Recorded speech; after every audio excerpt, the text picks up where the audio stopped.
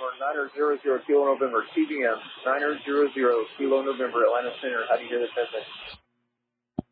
November 0 Kilo November, if you hear this, descend now to flight level 200. November 0 Kilo November, descend now to flight level 200. November 900 Kilo November, TBM 900 Kilo November. If you hear this transmission, contact Jacksonville Center 127.87.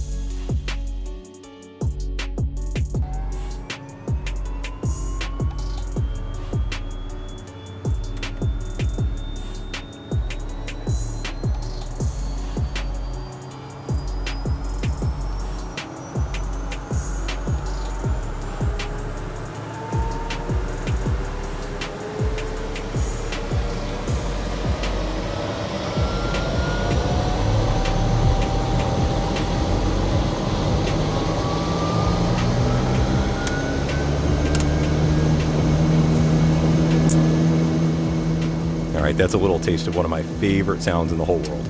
Well, any turbine really, I suppose, but that particular one, well, that's a PT-6 starting up, a 42A to be exact, and it's mounted to one of my all-time favorite airplanes too, and we're going to get to that, don't worry. But first, welcome. This is Podcasting on a Plane. My name is Brandon Gonzalez, and this is a view of aviation from both sides of the mic, and that means that I'm an air traffic controller. But also I'm a pilot, and I've done a lot of other stuff in aviation over the last 25 years, so on this show, we're going to take a look at aviation from as many angles as possible, and lately, there's an angle that I'm liking more and more, and that's the view from a single-engine turboprop. Well, by the time you're hearing this, I'll be getting ready for my first annual recurrent training in the M600 Meridian, and I'm into mentoring and instructing in them as well. And don't worry, this isn't going to be some self-indulgent salvo about that, but we might talk a little bit about how cool they are. There's a lot more to it than that, though, quite a bit more, actually, and we're going to be real about it, because when it comes to these things, there are a few elephants in the room. The first, of course, is the price. Yeah. They're not cheap.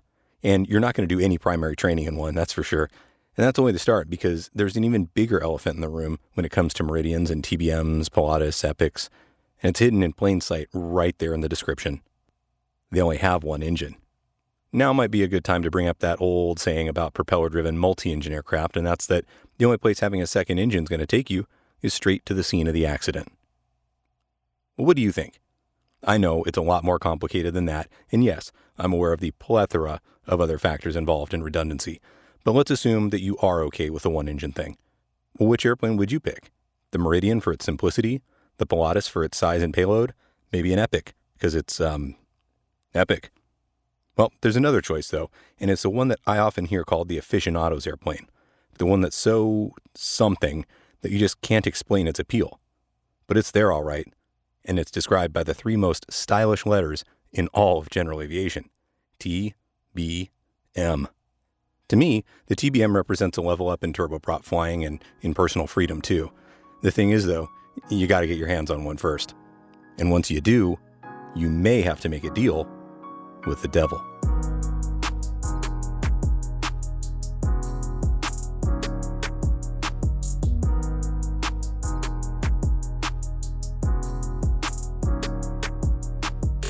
Well, today on the show, I've got a real treat. A premier expert in the TBM world and the owner of Goldberg Aviation. He's here to tell us about his extraordinary life in aviation and how the machine, no matter how great it is, isn't as important as what it represents. But first, though, that whole deal with the devil thing. I'm going to read you an opinion article by the venerable aviation writer Mac McClellan, and you can see it in Airfax Journal. There's a link in the show notes. By the way, you should subscribe to Airfax Journal. And this article is timely, from just last month, actually. Mac writes on August 14th, 2019 in the opinion column, "Pilots make a deal with the devil." The article goes, "Several years ago, after the TBM, PC-12, and Piper Meridian were well established as sales successes, I asked executives from each manufacturer if the worry about having only a single engine ever came up in discussions with prospects. Each answered no, and each had the same explanation. Quote, people have already decided they're okay with a single engine before they ever talk to us, they told me. The people willing to own and fly a single engine airplane have made a deal with the devil. That deal does sort of involve eternal souls, as the motif implies, but more specifically, it puts everyone on board the single-engine airplane at risk. Ask anyone you meet what happens when the only engine on the airplane fails, and they all get the answer right. The airplane comes down. People who fly singles are willing to take on that risk of engine failure in exchange for lower costs, higher payloads, greater fuel efficiency, and the other benefits that come from only feeding one engine.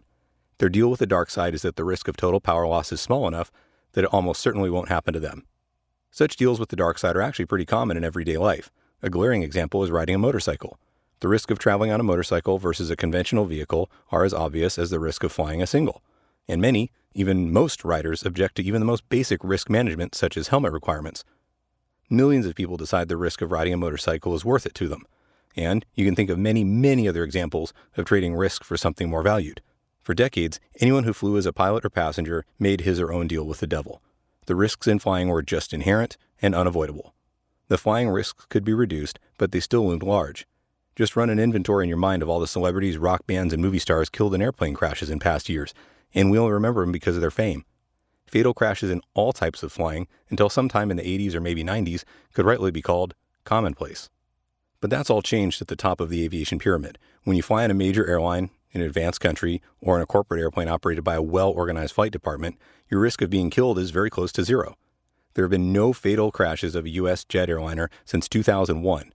The only major airline passenger killed during that period was aboard a Southwest 737 when flying shrapnel from an uncontained engine failure broke a cabin window and caused the injuries. The devil's lost his bargaining power at the top end of aviation. Flying major airlines or corporate jets has become so close to risk-free because technology advanced to the point where we no longer must trade risk for the speed of air travel. Airplanes and equipment became more reliable in all respects. More importantly, technological advances make it possible to add layers of essential structure and equipment so that no single failure, or even foreseeable multiple failures, can prevent the airplane from reaching a runway.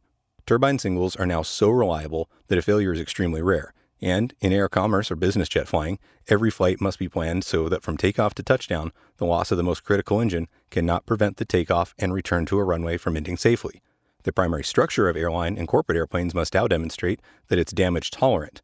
That means that the failure of any single element of the structure cannot prevent the flight from concluding safely. Spars, for example, have multiple elements, any of which can carry limit load. And in airline and corporate jet flying, all crews must be trained and checked to the standards unheard of decades ago. Absolutely realistic simulators are the basis for training, so pilots experience and handle critical situations at least once a year, even though they almost certainly will never experience such an emergency in flight. For the past several decades, very serious people from all disciplines of aviation have sat through countless meetings running endless what-if scenarios, and the goal is that no what-if question can lead to the loss of an airline or corporate aircraft more than once in a billion flights. Since no piece of machinery, electronics, or structure can possibly meet that standard, the certification and operational rules have been created to require multiple backups for everything necessary to continue flying after a failure. And I can hear some of you yelling at your screen, well, what about Sully and Jeff Skiles? They couldn't continue flying after a failure. You're right, but has the loss of both engines in a transport category jet happened more frequently than once in a billion flights? Since I can't think of another episode, absent crew mismanagement of a failure, where all power was lost in a transport jet, I think the 1 in a billion goal was satisfied, which makes the miracle on the Hudson even more of a once-in-a-lifetime event. My point is that as an industry, an activity, we in aviation know how to take the devil out of flying. What's required is significantly higher cost and loss of convenience.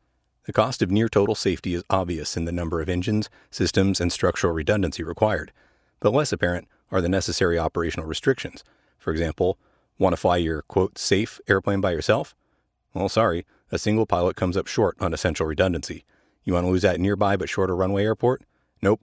You must have enough pavement to safely abort or continue a takeoff after an engine failure at the worst possible moment. And you must certainly have enough runway with large margins for stopping on landing.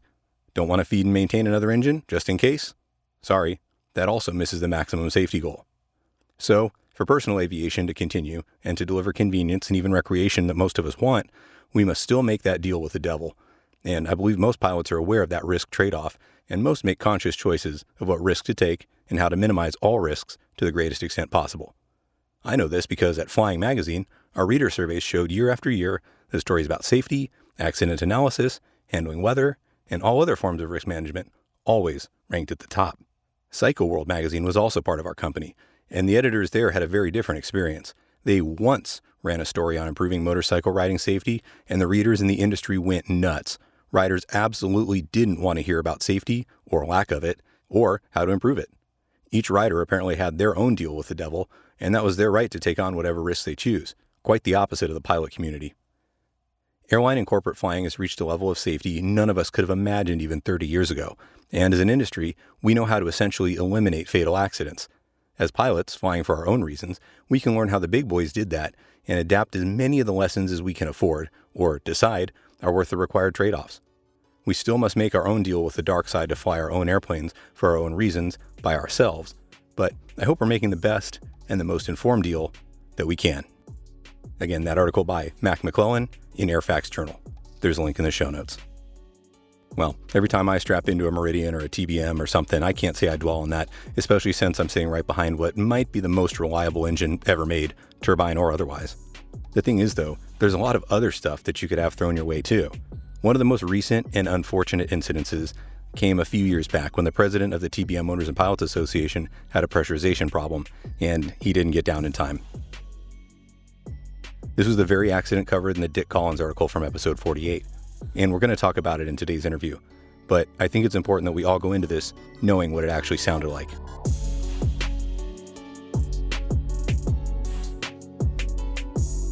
Center, TBM 900 Kilo November is level 280. November 900 Kilo November, Atlanta. Kilo November. Good. 900 Kilo November, we need to set down to about 180. We have an indication it's not correct in the plane. Bye-bye. November 0 Kilo November, descend to maintain level 250. 250, we need to get lower, 900 Kilo November. Working on that. Got a traffic 12 o'clock and 15 miles northbound, level 240. 166.15. 166.15, good day, show 2827. And have to get down, November 0 Kilo November, turn 30 degrees left, have to get down. 30 left, 900 Kilo November. Level 200. Affirmative, taxi 1997. 200, 900 Kilo November.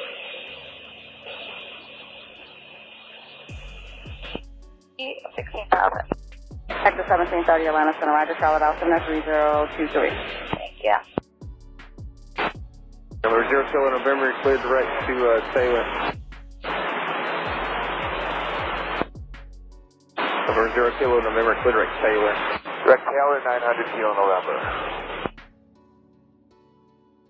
Number 0 Kilo November, copy that, you got the 10 stop 200.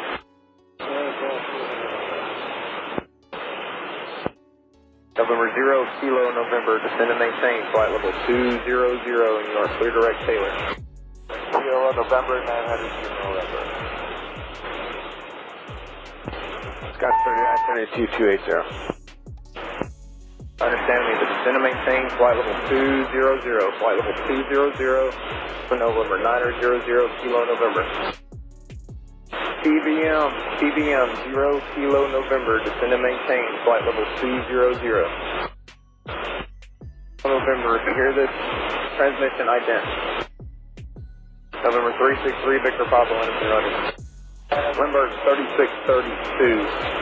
If you will, can you try November 900 Kilo November, have contact me on 3315. Yeah, can you give me that call sign again? I'm sorry, it's November 900 Kilo November, have contact me on 124.42. I will give it a try, thanks. November 900 Kilo November, Atlanta Center. AC 5685. Can you try November 900 Kilo November? Try. TBM 900 Kilo November. This is AC 5685. How do you read? TBM 900 Kilo November. AC 5685. How do you read? 493. Under. November 900 Kilo November. TBM 900 Kilo November, Atlanta Center. How do you hear this transmission? November 0 Kilo November, if you hear this, descend now to flight level 200. November 0 Kilo November, descend now to flight level 200.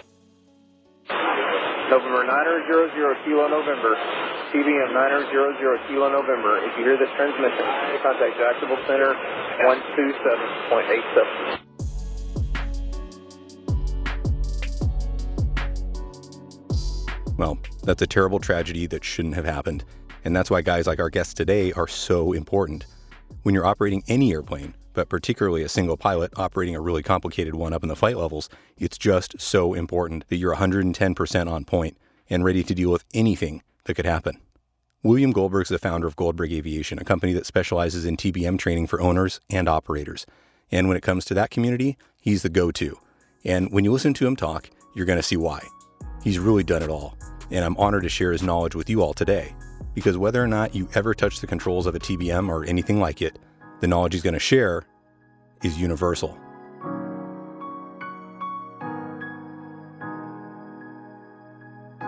Exactly. Okay, well that's amazing. Actually, how many times did you say you've been around the world? 5. 5. Wow. And in just, the same type of aircraft or how? King Airs and TBMs. Wow. That's amazing. And you just added that up together, or was it like in a progressive way or intentional trips? I have done both. Moving aircraft back and forth to Iraq, Afghanistan, and then also intentional trips. Wow, so you're a full-blown card-carrying earth rounder then? I am, yeah, fortunately. Nice. Well, maybe it'd be a good time to start talking about that then. So you've got this amazing wealth of experience starting in basically childhood and then going through, I'm not going to say what it goes through because I'm going to let you do it, but I want to hear all about that. Okay, great. Well, I started flying out of my family farm. I grew up in the Ozarks, a bona fide Ozark hillbilly. We had a Piper J3 Cub in the barn that my grandfather purchased after he returned from the South Pacific in World War II. And he has passed away. The statute of limitations has run out now, but that airplane never saw an AMP or an IA. He was a farmer, so he assembled the airplane after he purchased it from the Army. I think it came in 3 different crates. He assembled it and maintained it for years.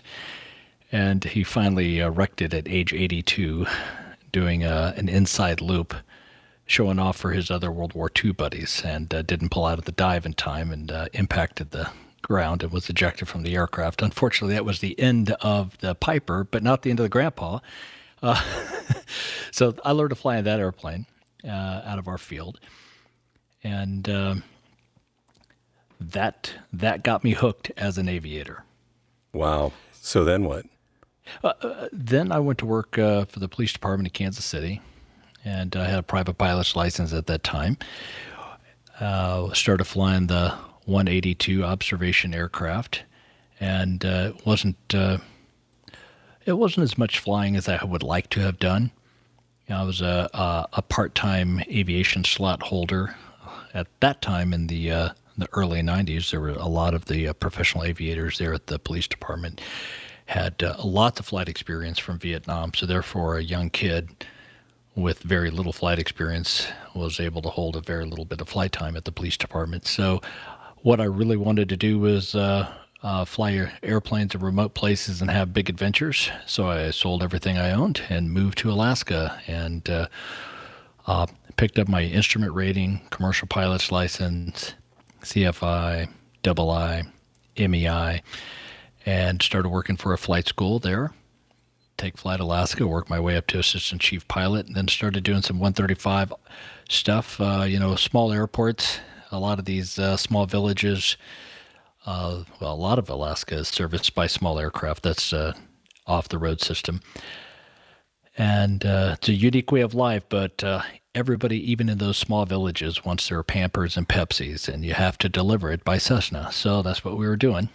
From there, graduated up to Super Cubs on Tundra tires and Beavers on floats, and did what I'll call the stereotypical or the romantic Alaska bush pilot stuff, and had an absolutely fantastic time there. I love flying floats. I love doing off-airport operations. I'm not too fond of airplanes on skis, the whole no brakes thing. And plus, oh my goodness, anytime you go somewhere in a remote backcountry, a location in a small airplane on skis in the winter, you're going to end up digging that thing out. And so that's the only part of bush flying in the wintertime that I didn't really enjoy. From there, I moved down to Seattle, worked for Ameriflight, flew the 99 for Ameriflight. I really enjoyed that. Great experience. Ameriflight has fantastic training. From there, I went on to fly medevac for the University of New Mexico Hospital. I enjoyed that. That was a very worthwhile mission just a fantastic team environment, flying people out to do either trauma pickups, and it was real world emergency flying, very rewarding, great team, really tight knit. From the time the dispatch received the call to the time the wheels were in the well, we had a 20-minute launch time. And that could be at 3 o'clock in the morning when you're sound asleep in the room next door. So it had its own set of challenges, plus small airports, Class Echo airports in the middle of the night in the southern Rocky Mountains offered additional challenges. Then I went to the Army and did a little bit of flying there, did some military contracting, standard C-12 stuff, nothing glamorous, and also the Dash 8, and had the opportunity to move those airplanes back and forth to Iraq, Afghanistan, and also had it's kind of hard to put into words, but the camaraderie of serving overseas was in an aviation capacity was something that until I had done that, I didn't really understand the level. But when you're sleeping in a tent, living in a tent in places like remote Iraq or Afghanistan, and flying missions on a 24/7 base, or 24/7, 365 basis, it like I said, it takes that camaraderie to a whole different level. So was assigned to Task Force Odin. Observe, detect, identify, neutralize. Odin, if he was a Norse god, and we were Odin's ravens, which I'm not sure if you're familiar with it, but Odin, apparently, forgive me if I'm wrong, I'm sure perhaps one of the listeners will say, "Oh, Goldberg, you got it all wrong there. Maybe I should go back and review my my Norse god history." But, I think Odin would send out his ravens and he could see through their eyes, something like that. Anyway, we did ISR, Intelligence, Surveillance, Reconnaissance, and Task Force Odin, very proud to be a part of it, was responsible for an 80% reduction in coalition fatalities due to improvised explosive devices. So that was a very, very rewarding mission, and a lot of good times, a lot of opportunities to work with super intelligent, very motivated people in the intelligence community. Well, while I was in a tent in southern Afghanistan in Kandahar, I was making a list of things that I would never do again. Some people make bucket list. I was making an empty the bucket list. And one of the things I wanted to never do again was be somebody else's employee. I have this entrepreneurial spirit. And when I returned to the United States in 2014, I started Goldberg Aviation, which was originally a pilot staffing company. I was going to do pilot staffing myself, get started in PC-12s and King Airs, which I'd had quite a bit of experience in. And I was bringing aboard a buddy of mine who I'd flown missions with overseas, and he was going to do the citation side. One of my very first customers introduced me to a TBM. Actually, we were flying from PDK, the Peachtree DeKalb Airport in Atlanta, Georgia, down to Fort Lauderdale Executive, FXE. And somewhere about over Disney World, he says, "Well, do you know how to fly a TBM?" I said, "Well, in all honesty, I've never seen one except maybe across the ramp. But it's got straight wings. I have a bunch of hours in Pratt turboprops. What's the avionics?" He tells me it's Garmin avionics. Fantastic. No, I've never flown one, but I could figure it out. He says, "Okay, great." So went off to TBM school. And originally it was just adding another aircraft to the inventory of pilot staffing. And then the epiphany occurred. I started to meet other TBM owners and other TBM pilots. So my undergraduate degree is in psychology and my graduate degree is in human factors and aviation. And that makes me more interested in aviators, not so much airplanes. I hate to admit it, but I'm really not an airplane guy. I like airplanes. I like flying airplanes even more. And that is what sets the TBM community apart. And as soon as I recognized that, I realized, wait, these people are my kind of aviators. General aviation, as I'm sure you're aware of, is an entirely different breed than professional aviation. And just operating the airplane from A to B, B to A, that's not nearly as rewarding as working in the cockpit with passionate general aviators, helping them to develop better skills, better decision making, and just being able to interface with a complex machine in a task-saturated work environment, using error omission tools and error detection tools to be safer aviators. That's what I'm passionate about, and I've always been interested in that. That's why I went to school for it.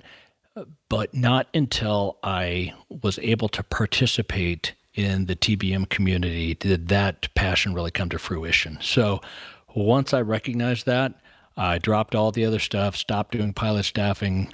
I don't fly any other airplanes except TBMs, and that's been since September 11th, 2014. And it is the most rewarding aviation segment job that I've done, and I'm here for the duration. You picked an interesting day to start doing that. I did, didn't I? Yeah, I was actually airborne on September 11th, 2001.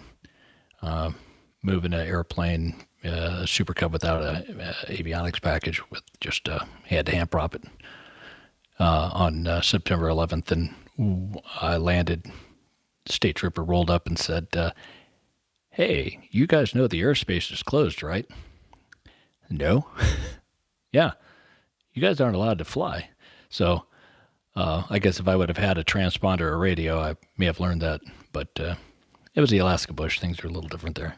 Absolutely. Well, let's go back then, of course, to what you said about the community. Now, I love that because part of the reason I do this podcast is because there are so many of these sort of unseen forces that are what's actually fueling the stuff we talk about. And I like how you said that because, I mean, I'm an airplane person. Sure, I love airplanes, but at the end of the day, I mean, they're a machine. They're a mechanical thing. And as great as they are, the reason that machine came to be is what's important. And then what people are doing with that machine is how it continues. So I want to hear a little bit more, not just about the TBM particular owners, but the whole single engine turboprop thing is a place I've always been fascinated with. And the more I get to participate in it, the more and more I like it. So what is it, do you think, about single engine turboprops that just draws this amazing group of people?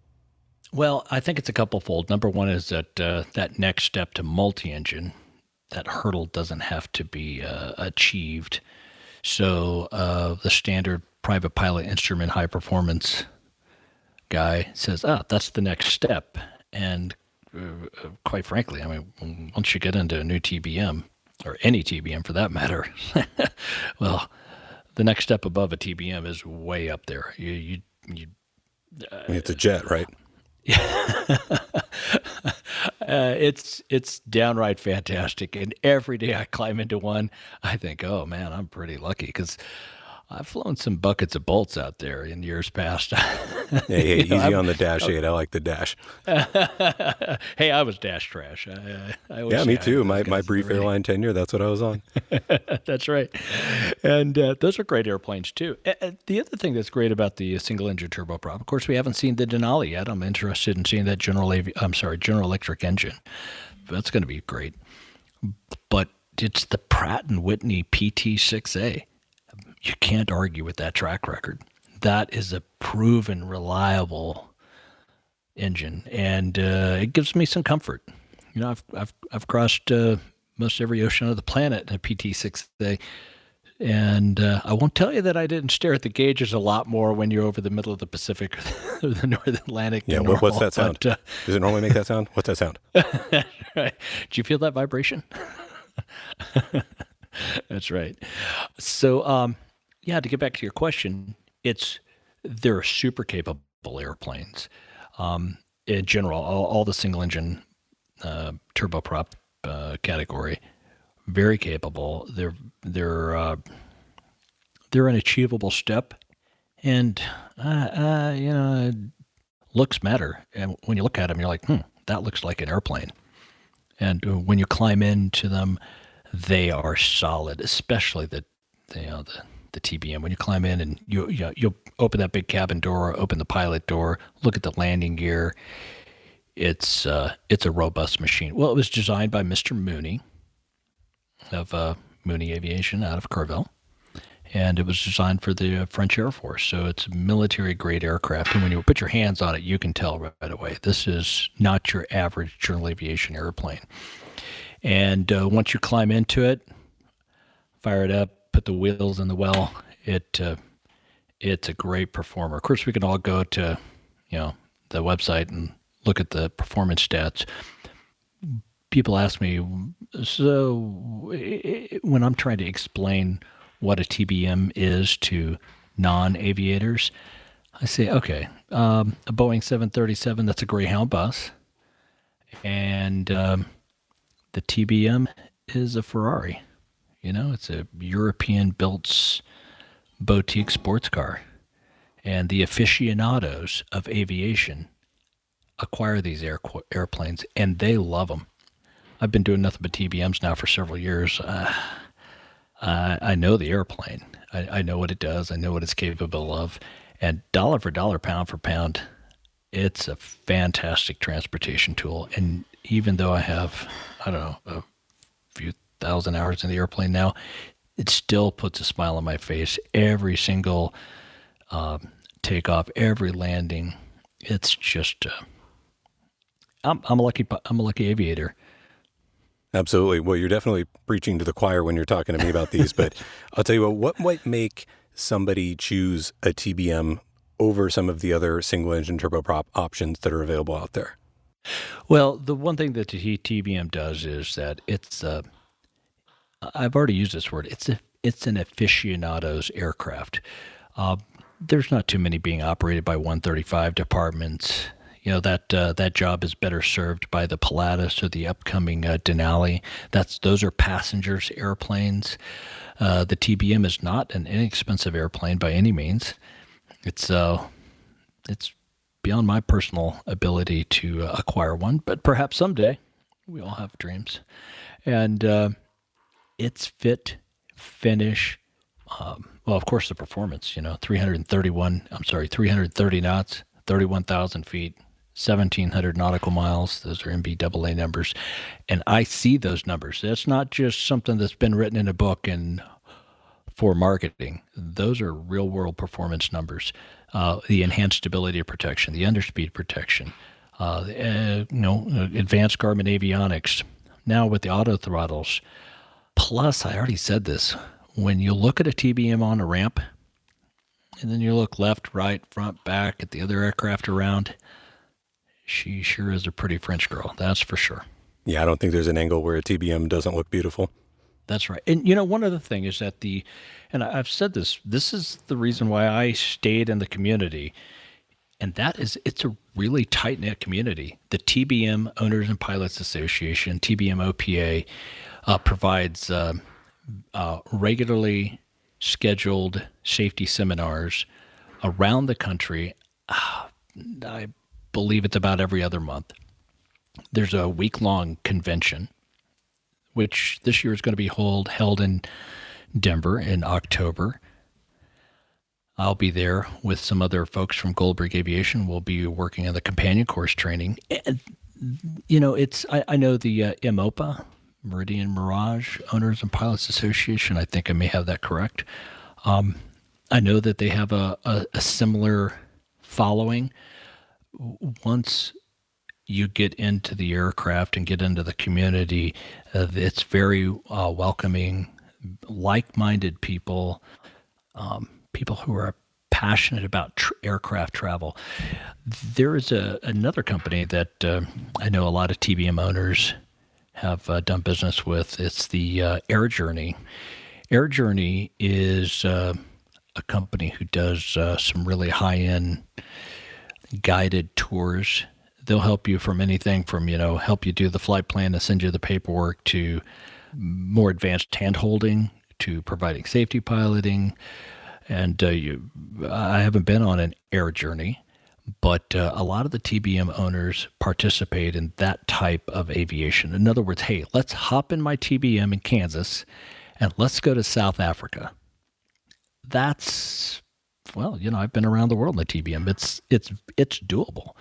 And not only is it doable, but it's safe, it's comfortable, and it's really enjoyable because you're probably going to be with other people who are as interested in the experience of long-distance private air travel in a single-engine airplane that it's just a rare experience.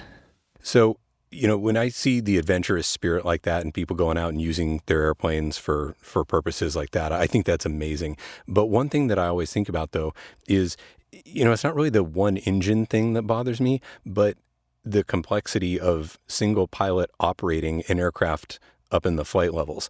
And I know that that's caused issues for many different types of single engine turboprops and of course many different multi-engine turboprops too in jets. But on a previous episode, actually the one where we were talking about the M600s, I read an article by Dick Collins from a few years back where the owner actually of the Pilots Association you were speaking about was unfortunately killed, I think, along with his wife in a pretty tragic accident where they depressurized and the aircraft pretty much flew southbound until it was north of Cuba and just went in the water. And the thing that always scares me is that if you were to depressurize or something were to happen, there's really only one person, and it's you, that can do anything about it. So what do you think when you hear about an accident like that, especially with somebody who was experienced as he was? Yeah, TBM 900 kilo November, lost pressurization at flight level, I believe it was 310. And as we all know, when you look back through the NTSB 830, it's littered with pilot error as the subsequent result. Now, we did have a couple of crew advisory messages that alerted that pilot. And Larry Glazer, the president of the TBM OPA at the time, is just a fantastic man, a real gentleman, and a great aviator. However, when we do the postmortem analysis and look back at his behavior, because that's really what it's all about, he didn't respond correctly to the stimulus. When you have a CAS advising you of a pressurization issue, as a pilot at command, the first thing you do is don the mask. The next thing you do is you evaluate to determine if you do have an emergency. You declare the emergency, Mayday, Mayday, Mayday. When you make that statement over the radio, it's crystal clear to everybody what's going on. The FARs don't apply to us anymore. And when you go to the various locations online where you can listen to those transmissions back and forth, you can hear some errors in his thinking. And one of the errors is that he said that he had an anomaly. Well, everybody listen to my voice. If you have a CAS, a crew advisory system, you have a flashing red light, you have you have that thing that goes bump in the night and you're behind your instrument panel. It's not an emergency until your wheels until you're shut down in the chocks. Then you can look at it and go, you know what, that was not an emergency. It was an anomaly. But do not treat an emergency or a potential emergency with anything but the utmost respect. We're stimulus response creatures. When that master warning goes off, you need to have, that's the stimulus, you need to have the response memorized, and that comes back to training and not second guessing the machine, not second guessing the training. And you're in, you're correct. Single pilot operations are not as safe statistically as crewed operations with a second pilot. A second pilot doesn't make you twice as safe. It makes you multiple times more safe than a single pilot operation. So if you have the opportunity to take a safety pilot or hire a safety pilot, especially if you're having to fly that airplane for business where you are going to want to get there-itis, or you're going to make very long trips. That wasn't the case with 900 kilo November on that day. That was a leisure flight. And again, with all due respect to that gentleman and that pilot, if he would have responded correctly, there would have been a different outcome. Just plain, pure, and simple. All I had to do was don the mask, declare the emergency, and descend the aircraft. That being said, Dair has taken additional steps to ensure that those types of events don't happen anymore. We have the emergency descent mode, and it's not new in aviation, but Dair employs it in their 9 series aircraft now. Cabin pressure reaches 10,000 feet. The aircraft will make an emergency descent without the pilot's assistance. Now, of course, you can override it, but it'll make an emergency descent down to 15,000 feet. Hopefully, you would have some sort of participation with that descent. You wouldn't just be along for the ride.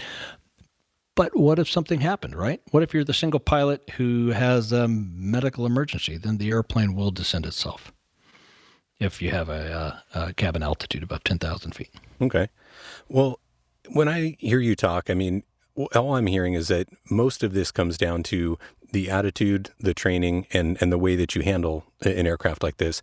But as we think about that and the demands that are going to be placed on the one and only pilot that may be in it, and then, we joke all we want about it being a beautiful French woman, but those two things combine to me to sound like the aircraft is just a really needy mistress, for lack of a better term. And I feel like the insurance companies have kind of responded, particularly recently, with, I know with several owners that have had their premiums, they've gone up more than a little bit. Would you be willing to talk a little bit about what it's like to insure and cover and actually own one of these for the long term?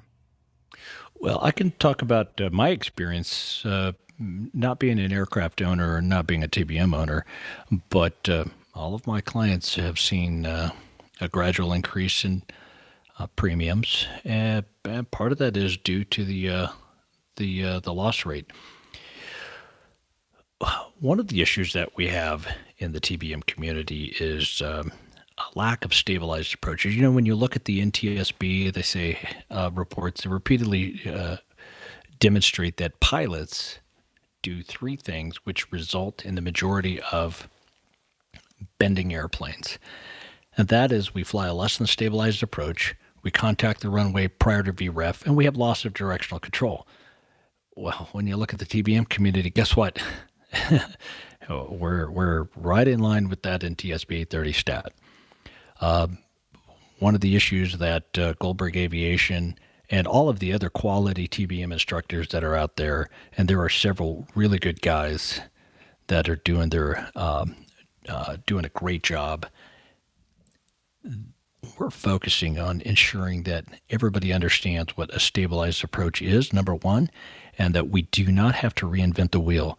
In a previous career, I was told that all the policies, procedures, and best practices have been written in blood on another pilot's casket, so don't do it your way. And knowing what the stabilized approach criteria are and following them religiously. And we have this little thing that saves each and every landing. It's called a go-around. If you don't meet the stabilized approach criteria, you go around. And then you do it again. And maybe you do it again and again. Maybe you find an airport with a longer runway and less wind. That being said, is that you don't try to just make it go on a wing and a prayer. Follow the procedures, and if you're not willing or not able, well, then you need to reevaluate. And again, judgment plays a big role. When we look at the TBM prop strikers, we hear a repeated statement, I was a little high, I was a little fast, and I was trying to get it on the runway. I've been flying for 3+ decades now. We don't get the airplane on the runway. We really don't land the airplane. We configure it with power, with drag configurations, deck angles, and trim, and we fly the airplane onto the runway, especially a turboprop. So, or a turbofan or a turbojet. I know with very small, lightweight airplanes like the one I learned to fly in, the ones I flew in Alaska, sometimes you are landing with no power being applied. But that's not the case in the TBM. And because the law of primacy in the 7 laws of learning, we have most everybody in a TBM came out of a Cessna, a Beechcraft, a Cirrus, and they think, oh, I can just make it work. I can milk it onto the runway with lots of extra aileron and elevator application. And if I'm too fast, I'll just chop the power at the last second. Well, the airplane's going to seek its trim speed.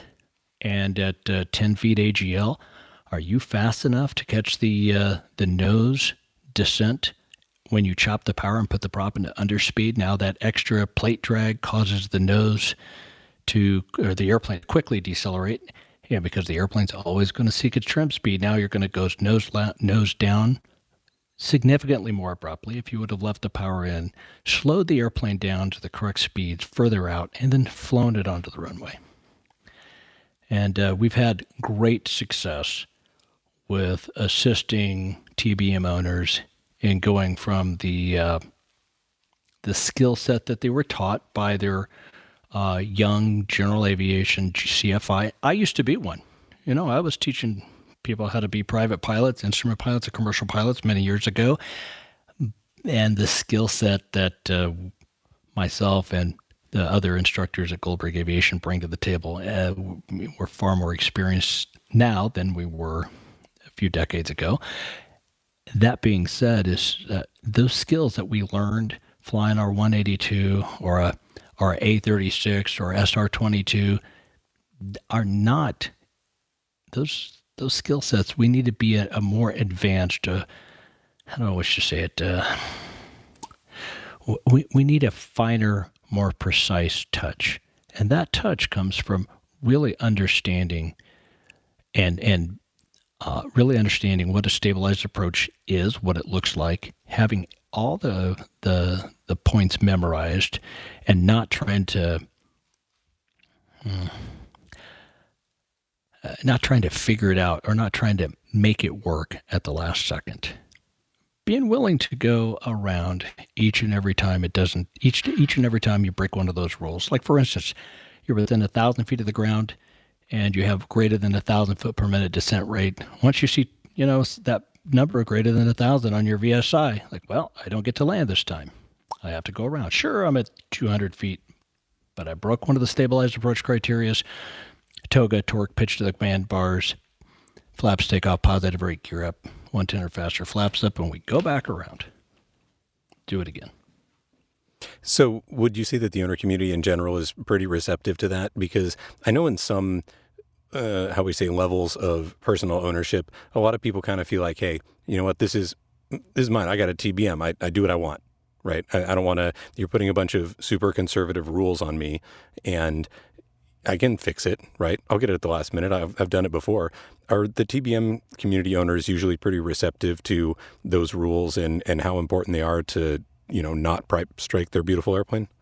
Yes, they are, especially those guys who are out there doing recurrent training. Members of the TBM OPA, I find, as a whole, are passionate about safety, not just the airplane safety, but their safety, and not bringing a black mark to the community based upon some bad behavior. The community being not just TBM community, but the aviation community with those premiums that we're paying. So that being said, there is another side of that coin. And oftentimes those of us or those people who have been very successful in life say, listen, I've done it my way. Look where I've gotten in life. My way is a good way.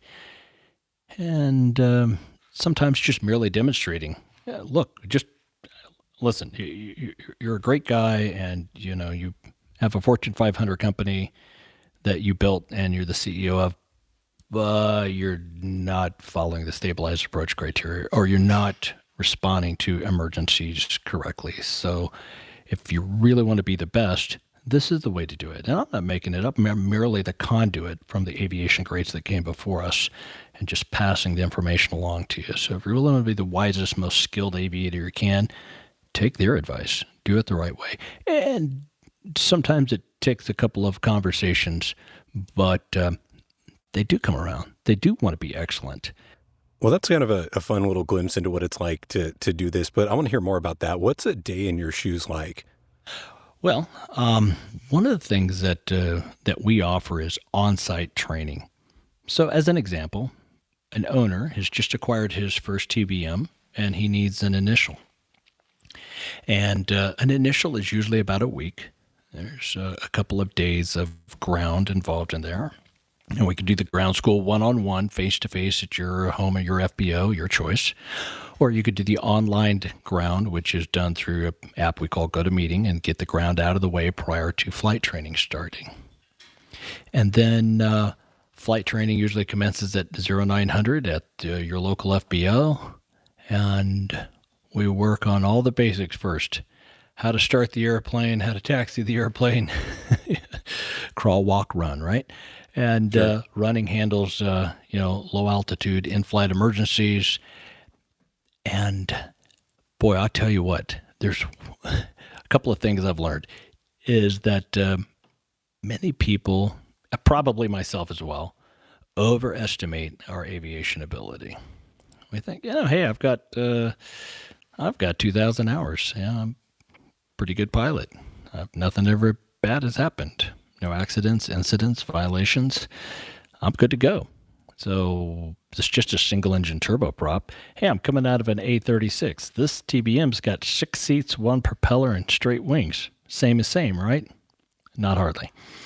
A lot more energy management there. The aircraft is designed from the ground up to be a very different airplane with a much broader envelope. So therefore, I have seen so many times a guy will say, yeah, I'm thinking like a 3-day checkout. How's that sound? Well, I think you're overestimating your pilot abilities. And usually by the end of the second day of flight, they're looking at me with sweat running down their brow going, wow, I really underestimated the transition time it was going to take me. However, day 2 or day 3, we see a little bit of a plateau, and then they all come out the other side being really confident and competent aviators. So it is from my standpoint, very rewarding to take somebody who maybe has never flown high altitude, maybe have never flown turboprops. Some of them, they have a high performance endorsement that they got in their 182. But just between you and me, if you compare a TBM 900 series airplane to a 182, the 182 is not really high performance. You're going into a real high performance now. And so there's a lot of things they have to learn, maybe even new avionics. And it's a lot of work for the TBM transition pilot. It's a lot of work. Before we even get there, my suggestion is you go out and get a IPC with your local flight instructor in an airplane that you're comfortable with, that you're flying now. Because we can't be working on how to fly an airplane, how to fly a new aircraft to you while figuring out what a VOR circle to lands in a non-precision or a non-published approach is like. That stuff has to be down pat. And then knowing the 3 L's. The 3 L's are limitations, location, a label of every switch in the airplane.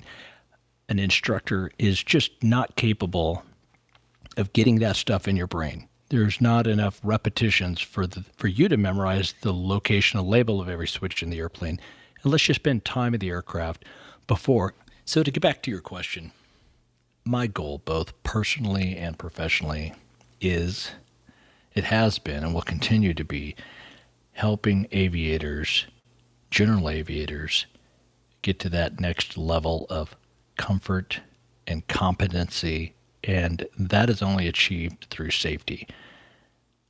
If we're going out to operate an aircraft, whether it be to fly missions in a war, to take hunters to a remote backcountry operation hunt, or to go out for the $100 hamburger, if we climb that airplane and we're uncomfortable, that's that still small voice in the back of our head saying, hey, you're not as safe as you need to be.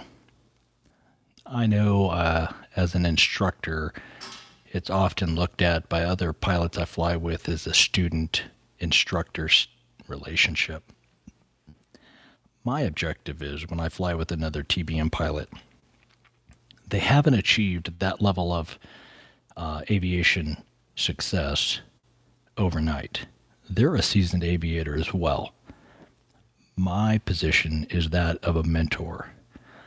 I'm a seasoned aviator, and every time we go flying, my objective is to give them a gem, something they can take away, something at the end of that flight training event, something into that safety pilot trip. They go, wow, that thing, whatever it happens to be, that's a gem. I'm going to always use that. I'm always going to hold on to that.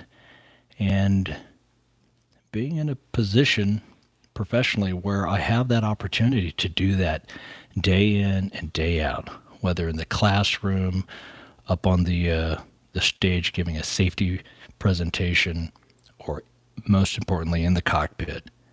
That's rewarding because it's making a difference in general aviation. It's making a difference in the individual pilots that I fly with lives, and that's a great place to be. I'm a lucky guy.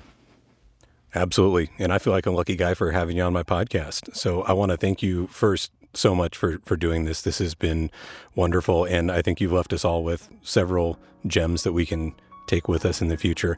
And if people want some more, where can they find you? At goldbergaviation.com.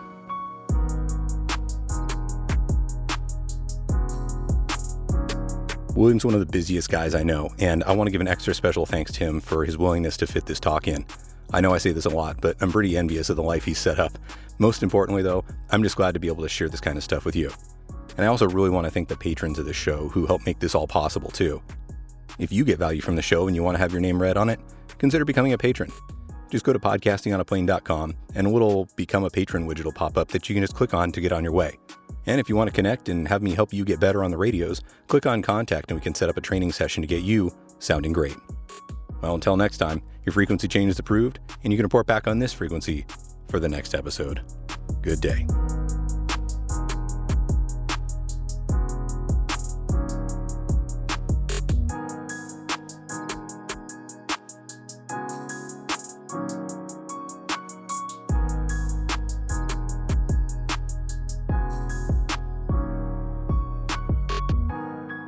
I'm Daniel Sternberg from Palo Alto, California.